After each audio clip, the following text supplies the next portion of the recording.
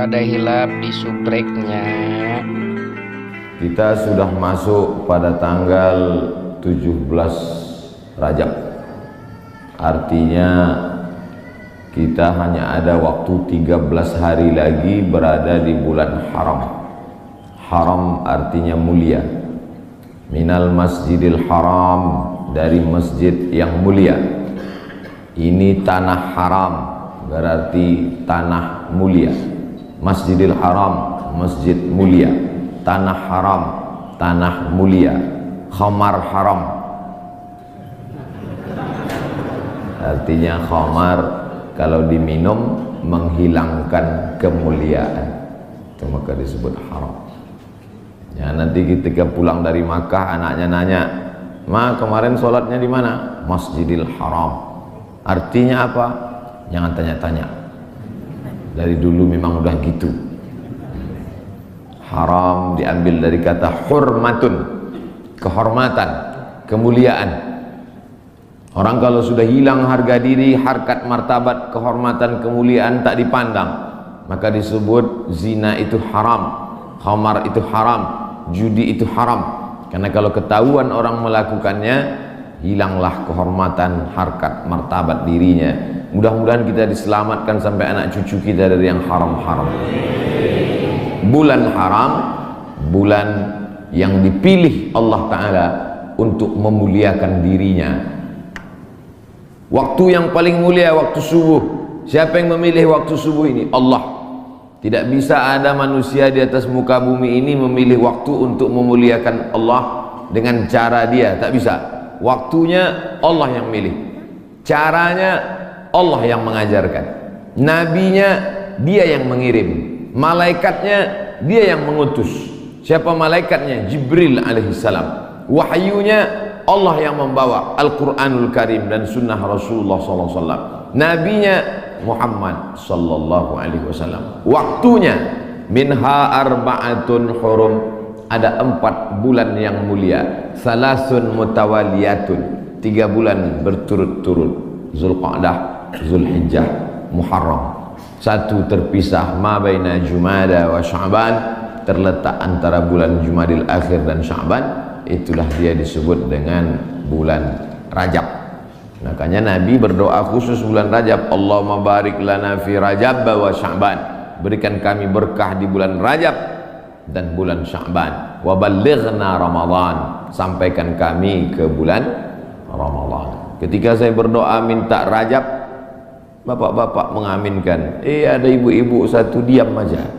Ibu kenapa enggak mengaminkan? Saya sudah dapat Rajab. Rupanya nama suaminya Pak Rajab. Rajab artinya tarjib. Tarjib, tarjib artinya ta'zim. Ta'zim artinya agung, tinggi, hebat. Bulan Rajab bulan yang tinggi, bulan yang hebat, yang dipilih oleh Allah Subhanahu wa ta'ala. Amal yang paling afdal di bulan Rajab adalah amal yang paling mulia. Apa amal yang paling mulia? As-sawmu li wa ana ajzi bihi.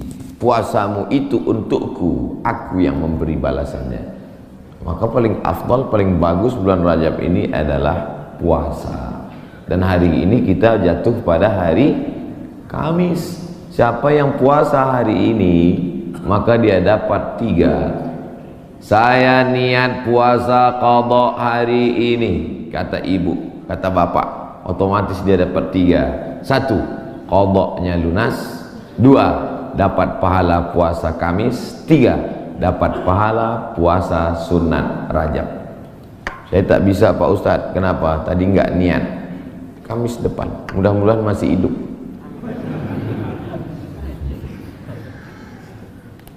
Kenapa Ustadz cerita qadha di bulan Rajab? Karena yang kemarin mau diqadha Ramadan tahun lalu belum jadi mengqadha. Faman kana minkum maridan, siapa yang sakit, au ala safarin, atau musafir, fa iddatum min ayyamin ukhar, ganti di hari yang lain. Ramadan kemarin ada tinggal puasanya, ketika mau diganti di bulan Syawal tidak jadi. Pernah pas mau diganti tidak jadi. Kenapa? Kue hari raya nggak habis-habis.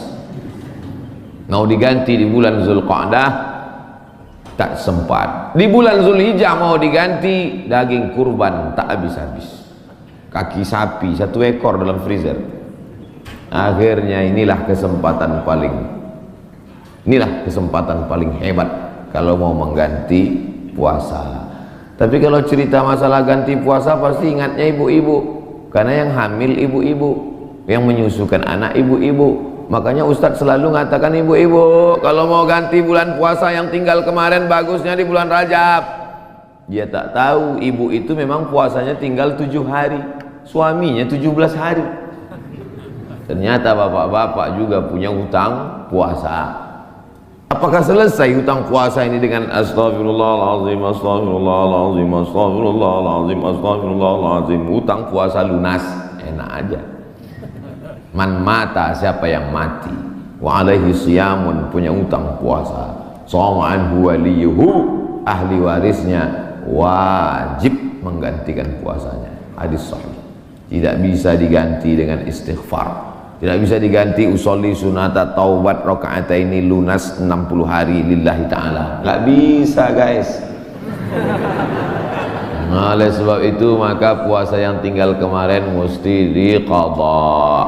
Faman kana minkum maridhan, siapa yang sakit Ramadan kemarin, au ala safarin, atau musafir jarak qasar salat 89 km, fa iddatum min ayyamin ukhar, ganti di hari yang lain di luar Ramadan.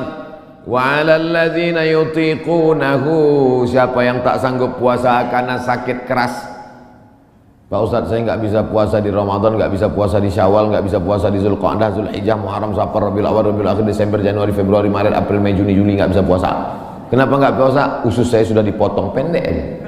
Bentar-bentar lapar, bentar-bentar lapar, bentar-bentar lapar. Sampai mati nggak bisa, atau kena penyakit mah akut, atau kena diabetes mellitus akut, atau kena jantung akut, atau apapun sebabnya, atau kena tua renta 70-80 nggak bisa puasa, fa'iddatu min ayamin ukhar, bagi yang musafir dan sakit. Tapi bagi yang nggak sanggup sampai mati, fidyatun ta'amu miskin, bayar fidyah makan 1 hari fakir miskin. Bagaimana dengan perempuan hamil dan menyusukan anak? Masuk yang mana dia? Kalau dia musafir, sakit, ganti.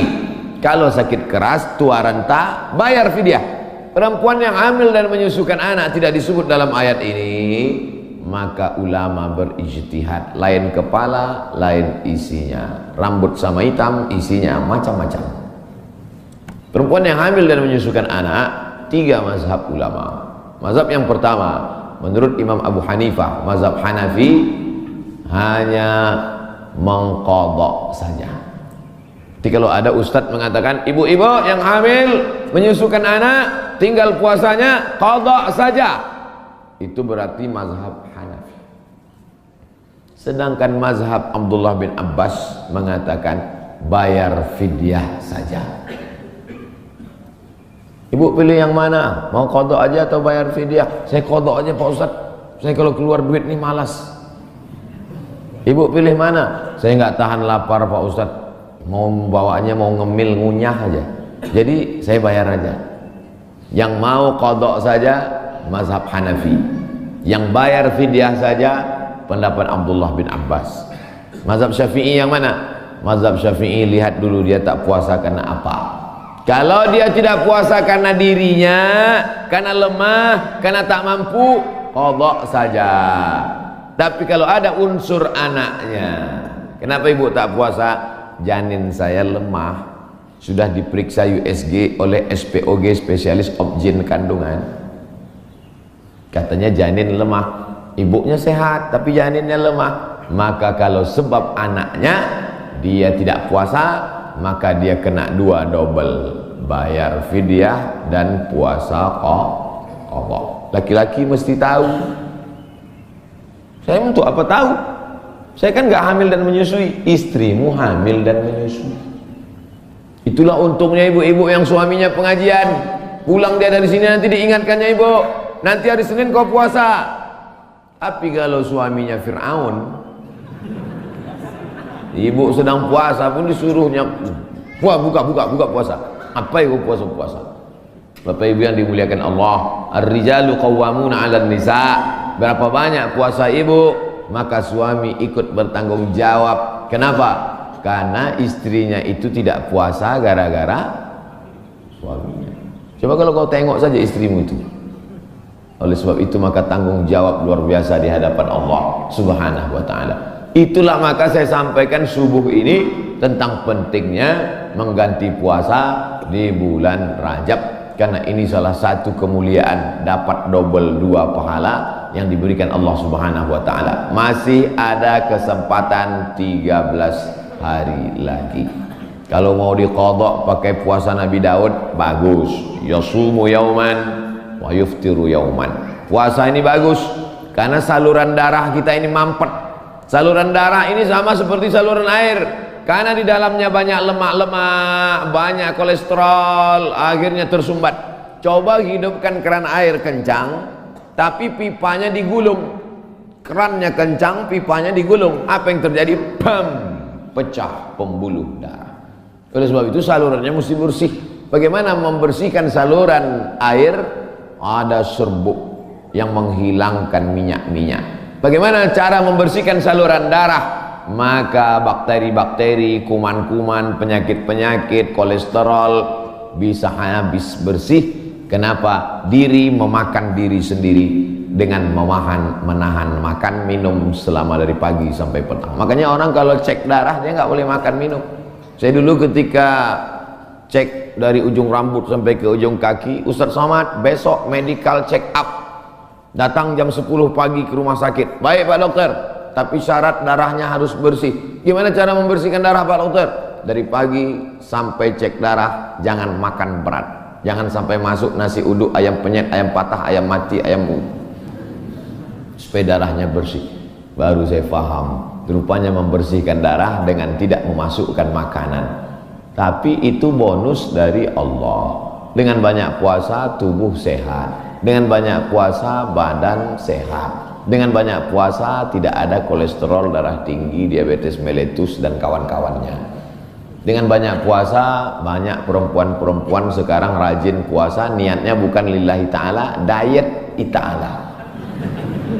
Itu diet, itu bonusnya, hadiah dari Allah Subhanahu wa taala. Tetapnya niatnya tetap nawaitu shauma qadha'in, saya berniat besok puasa qadha lillahi ta'ala. Adik-adik mahasiswa, mahasiswi bagus banyak puasa, hemat belanja. Bagus puasa. Wa antasumu khairul lakum, dengan banyak puasa itu lebih baik bagimu. Begitu kata Allah Subhanahu wa taala. Habis bulan Rajab, saya nggak bisa puasa Pak Ustaz. Kenapa kau tak bisa puasa?